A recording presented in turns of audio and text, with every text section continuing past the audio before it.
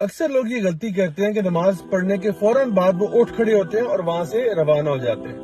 نبی کریم صلی اللہ علیہ وسلم کی حدیث ہے صحیح بخاری کی، جہاں پہ آپ نے فرمایا کہ اللہ تعالیٰ کے فرشتے جو ہیں اس شخص کے لیے جو نماز پڑھنے کے بعد وہیں پر بیٹھا رہتا ہے، اسی جگہ پر حالت وضو کے اندر، اس شخص کے لیے دعائیں کرتے چلے جاتے ہیں جب تک کہ وہ وہاں سے اٹھتا نہیں ہے۔ اور کیا دعا کرتے ہیں اس کے لیے کہ یا اللہ اس کے گناہوں کو معاف فرما دے، اس پر رحم فرما۔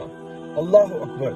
یہ دیکھیے کہ جب ہم کسی کو ملنے کے لیے جاتے ہیں، خاص طور پہ کوئی نیک بندے ہوں، تو ہم ان سے کہتے ہیں کہ بھئی آپ ہمارے حق میں دعا کیجئے گا۔ اب یہ دیکھیں کہ اس سے بہتر کیا بات ہوگی کہ اللہ تعالیٰ کے پیارے اور مقرب فرشتے جو ہیں آپ کے حق میں دعا کریں، تو کیا آپ کی مشکلیں دور نہیں ہوگی؟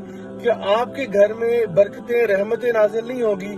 کیا آپ کے حالات بہتر نہیں ہوں گے؟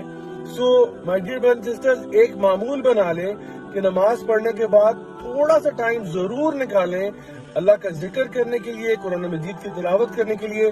انشاءاللہ الرحمن ہمارے حالات اس سے یقیناً بہتر ہوں گے۔